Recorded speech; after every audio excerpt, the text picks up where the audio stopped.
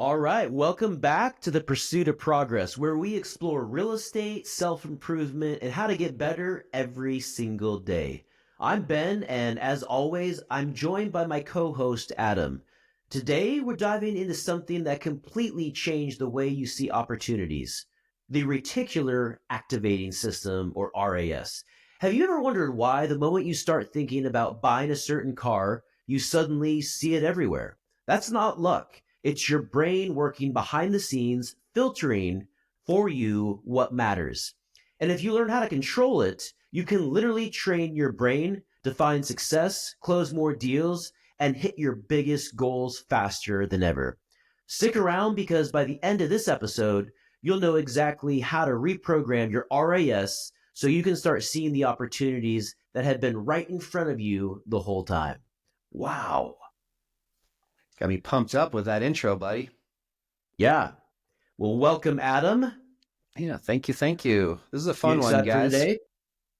I am. This is something I learned about a few years ago from a mentor, a guy that you and I both follow, and I'm sure a lot of our listeners also know of. It's Ed Milet. He didn't invent this, but he's somebody that is huge on this and is how I found out about it.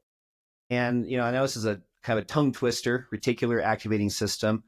RAS, we'll just use the RAS as much as possible today. But what this is it's also just an example of like manifestation, optimism, just really just being very intentional and mindful of certain ways to program your brain to being, again, more optimistic, seeing the opportunities out there, all that good stuff. So that's what we're going to talk about today. Yeah, and along those same lines, what I love about today's message and what we're going to be talking about is as you grow, you realize that the opportunities have always been there. Mm-hmm. Yeah. You just weren't able to access them before. And I look back at my own life and I was like, you know what? Oh my gosh, like this was here or that opportunity was there the entire time, but I didn't have the ability to recognize it. And so that's what this system helps you do. It helps you recognize certain things, recognize the opportunities. Mm-hmm. And I think the example that you shared just about the car that you really like and how you start to see that car everywhere afterwards, that's a really good, just easy example for everybody just to understand what we're talking about today. If you're just as an example for me personally, I had a Jeep Wrangler in high school, and all of a sudden I would just see all the other Jeep Wranglers all over the place. You're just so much like more fine tuned where it's not something that you're conscious of with your brain, but it's happening kind of in the back of your head without you even knowing about it. Just that, again, that ability to start recognizing and identifying things that maybe before weren't even on your radar. Yeah, it's so interesting. Another thing that I recognize now is when I pull out every morning to take the kids to school, there's a stop sign, and it's not really that busy of a street, but it always seems like there's another car passing by as soon as I get to the stop sign. And it's not every time, but it feels like it's 80% of the time because I have now activated that specific scenario in my mind to where I have a heightened awareness about this particular area and this particular time of day for my personal life. Yeah, those new Tesla trucks, just the real goofy looking Yeah. Tesla trucks. That's like another one where it's like I'm not like purposely like looking for them, but just like anytime there's one around me, it's just like I notice it, you know? Yeah. You could probably do the same thing with dogs too. If Oh, for you're sure. a Labradoodle lover or a Corgi lover, it's like all of a sudden, like there's Corgis everywhere. But you ask somebody else and it's like, I've never seen a Corgi. Yep. So without going too scientific on you guys, you're just explaining exactly what the reticular activating system is. So it's a bundle of nerves in your brainstem that act as a filter for information. It determines what gets your attention and what fades into the background. Your brain is constantly processing millions and millions of pieces of information. The reticular activating system, it's just making sure that you're only focusing on what's most important to you. So again, I could go down a rabbit hole and share a lot more scientific explanation, but I think that's just a good, simple to understand kind of overview of what we're talking about. I'm a Christian and I read my Bible and I have a daily devotional. And one of the things I just recently came across, and I've known this lesson for a long time, but it just talks about how there is such power of life and death in the words that you speak. And I think that also goes with what you focus on as well. And it's so interesting that some of these ancient texts, how they may not explain it from a scientific perspective, but they have they explain it they explain these lessons through proverbs a lot of times, which is so fascinating and interesting. And you guys, I'm sure have had friends over the years that fit into one of these two buckets. You have the friends that just seems like everything bad is always happening to them. They just can't catch a Yeah. break. Just thing after thing after thing just keeps happening to them. And I think I'll really focus on that word is happening to them. The opposite, though, you also probably have had friends where they just seem like they're on a winning streak. Man, they had a great job opportunity. Maybe they had a real estate investment that went really well. They just keep having wins in their life. And really the only difference between these two people, other than obviously hard work, and I don't want to just make that too, you know, of a blanket statement, but just really though, the biggest thing is that mindfulness, that reticular activating system part of their brain where they're seeing the opportunities or they're Yeah. seeing the wins that are out there versus just dwelling on the glass half empty, you know, this, I can't catch a break. Oh, this is happening. We're going to start to see all the negative stuff all around you. I read the 48 Laws of Power earlier this year, and the author Robert Greene, that's one of the things that he talks about is avoiding the unlucky. And not necessarily because they are unlucky, but because they have decided that is what they are focusing on. And when you focus on those things, it attracts more of that into your life. Mm-hmm. Whereas the person that focuses on, and that's one thing for me, I don't know if I shared this with you, but I started a gratitude journal this year. And so the first thing I do before I start my workday every day is I just write down 4 to 5 things that I'm thankful for. And I feel like doing that. And now that I'm doing that every single day, I just feel so blessed. I feel just so thankful. And so, and I have 2 teenage kids right now. So, I got challenges and problems. But even despite that, like I was telling my counselor recently that, I have some challenges and problems in my life. But despite that, I just feel so tremendously blessed. And I think the biggest reason for that is because I have been more intentional and that's what I've been focused on. Yeah, I mean, there's different, things out there that all follow that same principle where it's just focusing on the positive, not the negative. And I think everybody out here could always do a better job. I know I can. That's something I'm really trying to be intentional, working hard on this year. Always, being optimistic, seeing the glass half full. Just when you are truly authentically that way, you're not just putting on a show, you're truly are acting in that way. I think it's without a doubt, you're going to have opportunities. Yeah, there's that expression, fake it till you make it. And I have kind of reframed that with my own life where certain areas that I want to grow in, I visualize what does that version of Ben look like? How does he behave? How does he act? And I try and incorporate those themes into my life now. So instead of, faking it till I make it, I'm visualizing who I am, who I'm called to be, and I try and pull the future Ben into the present. Have you ever watched a movie and just thought to yourself like, I have tremendous respect for that character, or you know what, it's like I like that character's qualities, I want to incorporate some of that into my life. So not Have the you ever actor been that in? not the actor, but who Yeah, they're just playing. yeah, just the not necessarily the actor but the character who they're playing. Yeah, I mean, almost every day I'm always trying just to be more like Cole Trickle, Days of Thunder, Tom Cruise. Do you know him? Okay, wow. Nicole Kidman. That's part of it, maybe. I mean, that's a bonus.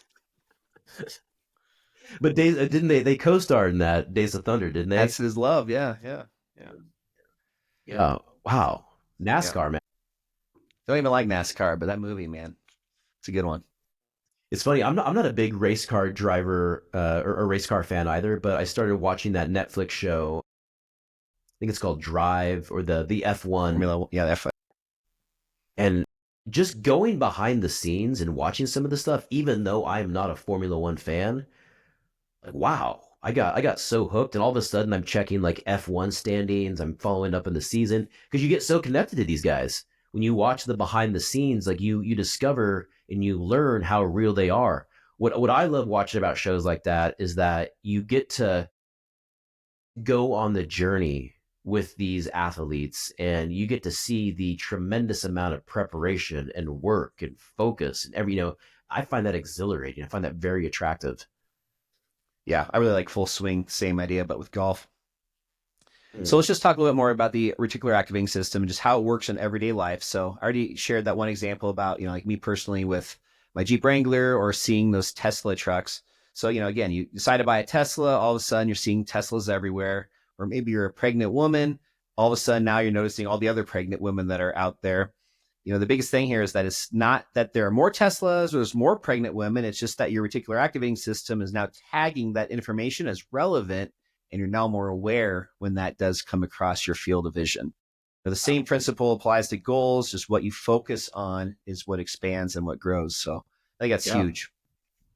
Yeah, and there's that other expression where it talks about how your thoughts create the reality of your life. And so if you want to improve your life, improve the quality of your thoughts and the things that you focus on, which is exactly what you're describing with the RAS. Yeah. We'll take a quick break for our sponsor segment of the week. Yeah, we got our producer jumping in here, so we do got to take this break.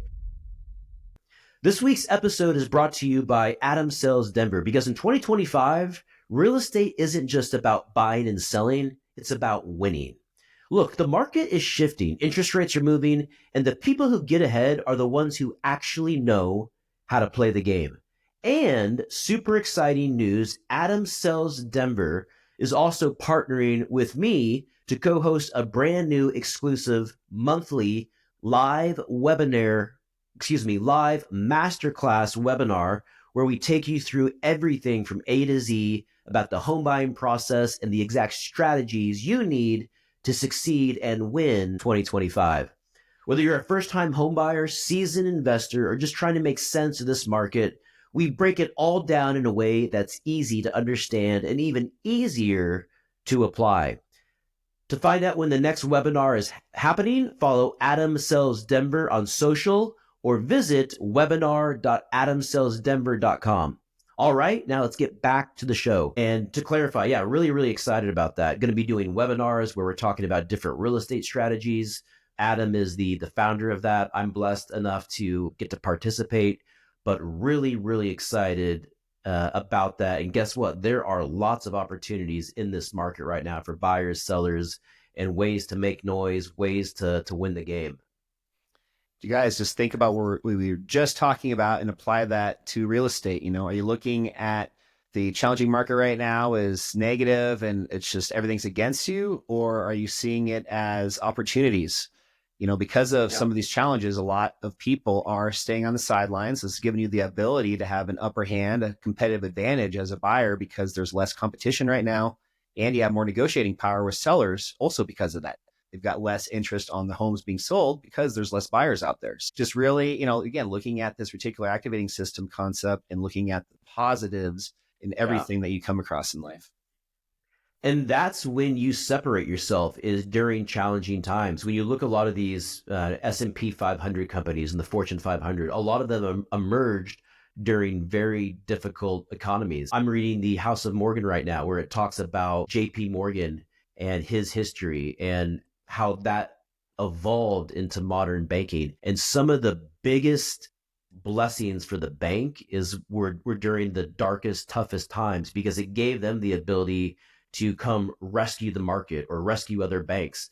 And so there's always opportunities in every market. And I think when I was younger, I've shared this story before, but back in 2008, when I lived in Phoenix, Arizona, when the market had just crashed, there were literally homes for sale on my block for $30,000.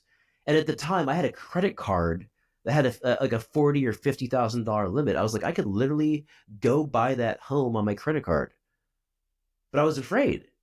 But I was afraid, and I didn't do that. So exactly what you're saying.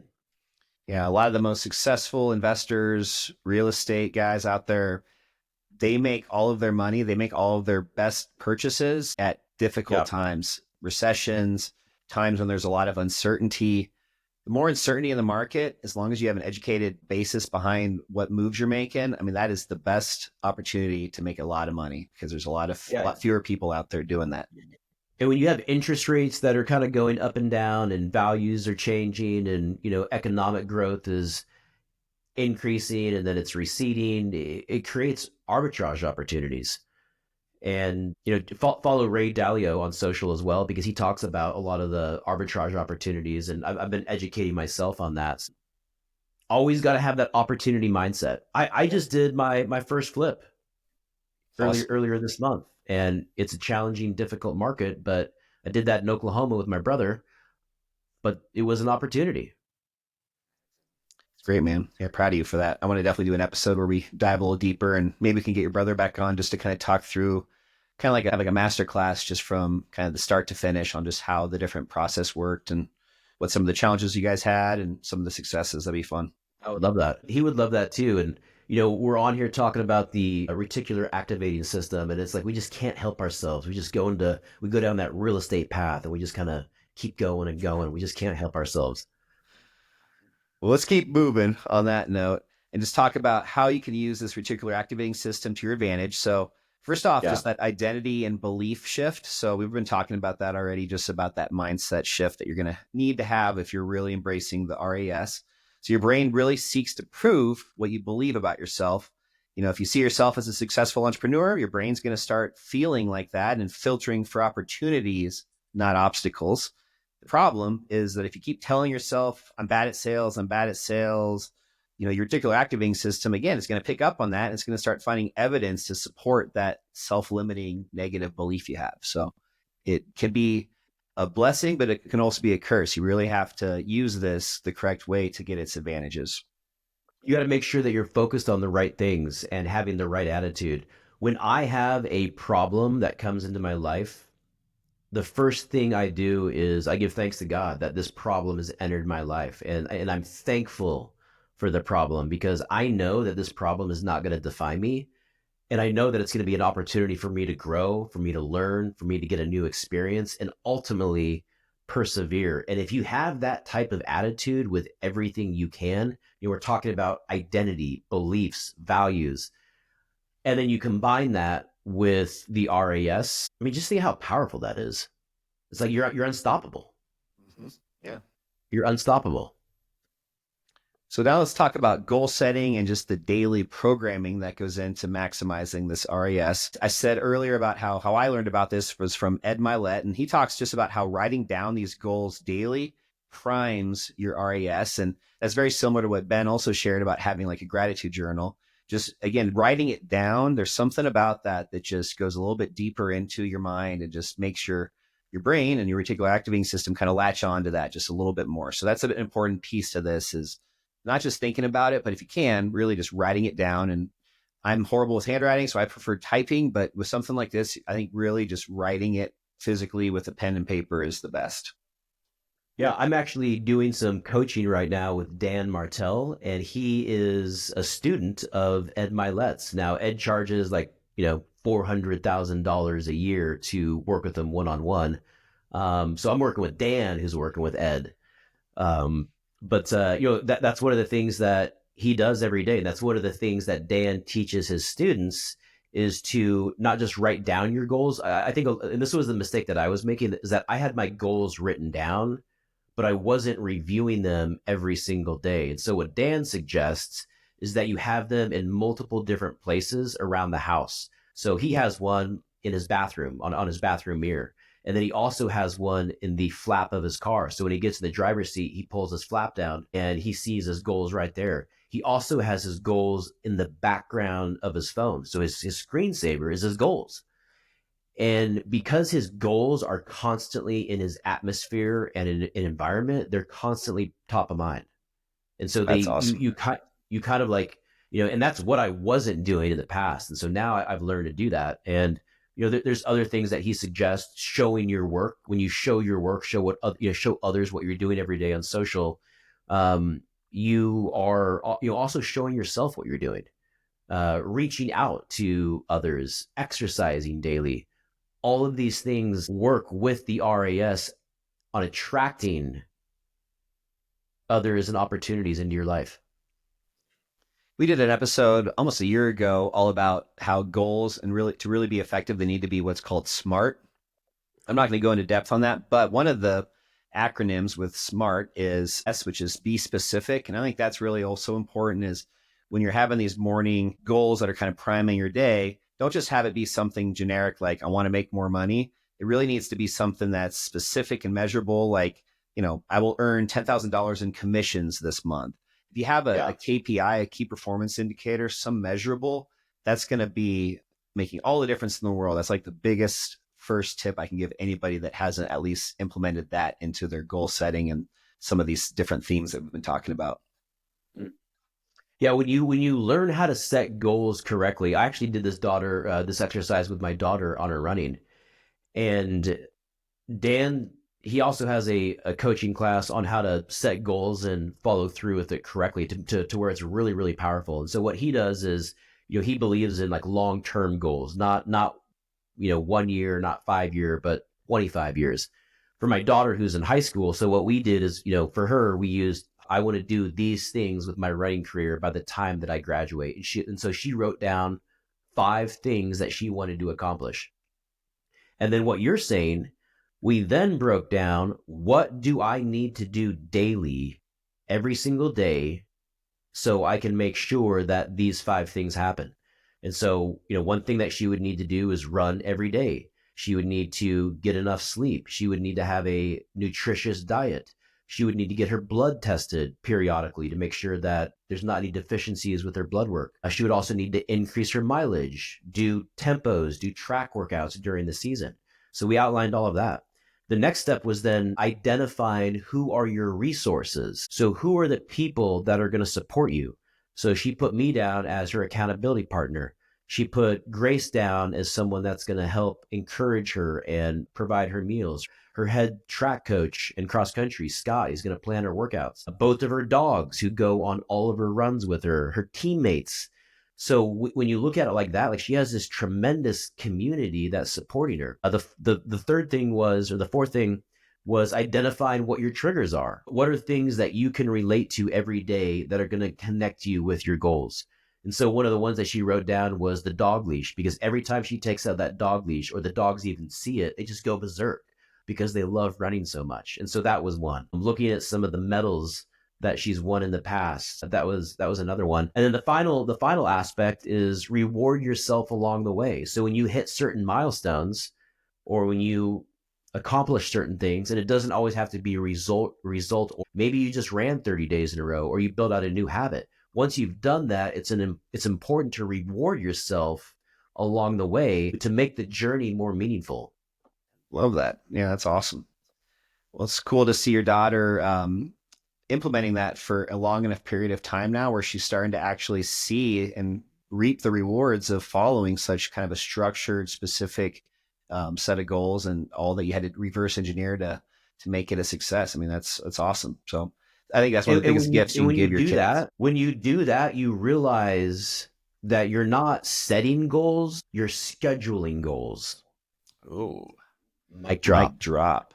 Woo. You're not setting goals, you're scheduling goals. This is going to happen on this day. One of my favorite quotes is from Bill Walsh. He kind of talks about this same thing. It's in reference to champions. And what he says is that champions have to behave like champions before they become champions. They have a winning standard of performance before they become winners. And so you literally have to behave like a champion in order to become a champion. That might be common sense, but if you develop, so who's a champion? Who's a winner? Who's doing something right now at a high level that you want to do? Go look at them, go watch them, go see how they behave. And then when you behave like them long enough, you will become a champion. It's common sense, yet it is something that very difficult to execute for a lot of people, myself included at times. It's one of those things. Simple but hard, right? Yeah. So let's talk a little bit more about visualization and that mental rehearsal. And this is something that athletes do a lot. I think maybe this is something Yeah. else that your daughter could start to implement, especially as she does track this spring, since I think track is even more of like a structured, kind of replicable activity as compared with cross country. But Olympic athletes all the time are utilizing visualization and just understanding how they can visualize winning before they even step onto the field. And your brain really doesn't know the difference between real and vividly imagined success. People can really go down a deep rabbit hole on this. Ed Milet is somebody that I've talked about a lot, obviously, on this episode, but something else he talks about that really sets him apart, he attributes a lot of his success to, is how he's gotten really good, not at dreaming at night when you go to sleep, but he's great at dreaming during the day. And this just goes back to the same idea of a mental rehearsal, visualization, thinking very optimistically and positively. And with all of that, what comes across your way is going to reflect.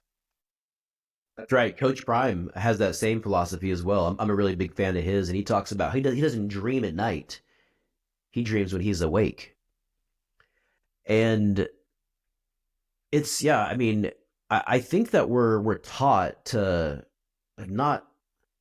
Have you ever had, for example, I just got this dream. It just kind of came to me where I want to start shooting content around my daughter on her running journey. And I got this dream to call it not the pursuit of progress, like this podcast, but in pursuit, because she's pursuing something. And it's so easy to write your dreams off. But then I thought about it. I was like, why not? It's like I'm learning how to shoot content better. I have an editor. I have the microphones. And it's like, you know what? I could do this. And then how awesome would that be to have this content 5, 10 years from now, 30 years from now, when she's a mom someday, and she can go back and like look at interviews with me and with her and her family and just watch this journey that she was on and have all of that documented. I mean, isn't that awesome? Yeah, that's really cool. Hope you guys do that. She definitely deserves that. And she's still at an early stage, but I can just tell that she's going to go far. So it'd be cool to get as much of that documented as you could. Yeah. Alex Hormozy, Alex Hormozy is another really big, I think, influence in my life recently. Just very successful entrepreneur, and he's talked a lot about that. Where like his 2 books that he's put out, as well as his podcast, all the content he does, his whole thing is he's going to become a billionaire, and he's like on his way to doing that. And he wants to be providing this journal for himself. The audience, myself, whoever else is tuning in, can also benefit from it. But he's doing it for himself first and foremost, and just really just documenting the entire journey as he gets to that point. I have no doubt that he will get there. I mean, I think. And then last but not least, so we talked about visualization. The last one here is just auditing your inputs. And what I mean by this is, the people, the content, the environment that you're surrounding yourself with takes a huge toll on you and really influences what your reticular activating system is prioritizing. So again, the RAS, it's a muscle in a sense where you need to train it a certain way to get what you want out of it. So really making sure that the environment you're putting yourself in is as opportune as it can be for whatever it is you're trying to achieve. The people, the content you're around, what you're watching on TV, who you're listening to, if you have the news on all day, or if you're listening to podcast, whatever it may be, but just really understanding that the environment means a ton. If you're someone that's trying to quit alcohol, but you got a 12-pack in the fridge, and every time you open the fridge, you see a 12-pack, how is that going to activate, or what's going to be the implication with your RAS? It's going to focus on that and what you can have. And so that's why when you want to change behavior, you need to change your environment that's in line with your goals, values, and the person that you want to become. All right, guys. Well, hopefully you got some value out of this. I know it's kind of a weird word, a weird acronym, but I think just, more than anything else, it's just an example of this bigger concept we've been trying to, talk about, which is just positivity, optimism, visualization, really having a ability to see the glass half full and see all the opportunities and positive, things around you, as opposed to dwelling on negative stuff. Ben, if you want to close this out, the last thing I'll say before I pass it back to you is, if you guys want more info specifically on the RAS, Ed Milet has a great book. He's actually got 2 out at this point, but the one that he talks mostly about the RAS in is called The Power of One. So that's another great resource if you want to learn more about the reticular activating system. The power of one. All right, guys. Well, today we covered the reticular activating system, which is also your brain's built-in filter for success. We broke down how to train it through goal setting, visualization, and identity shifts so you can start spotting more opportunities in your business life. And guys, if this episode gave even just one little insight that could help you win, don't keep it to yourself. Share it with a friend, subscribe, and don't forget, if you guys could, leave us a review. That really helps us grow the show. And if you're serious about learning how to just dominate in 2025, head over to webinar.adamsoulsdenver.com and sign up for our next free live masterclass webinar. Right now, we're hosting them every other week. So we've got another one coming up next week, and we'll hopefully keep with that same cadence. It's packed with a ton of game-changing insights that you guys won't hear anywhere else. Looking forward to hopefully seeing you guys on the next one. And from myself and Ben on the Pursuit of Progress podcast, we will see you next time. Let's get after it. All right, guys, we'll see you next week. 100,000 subscribers. Like, subscribe, share, 100,000.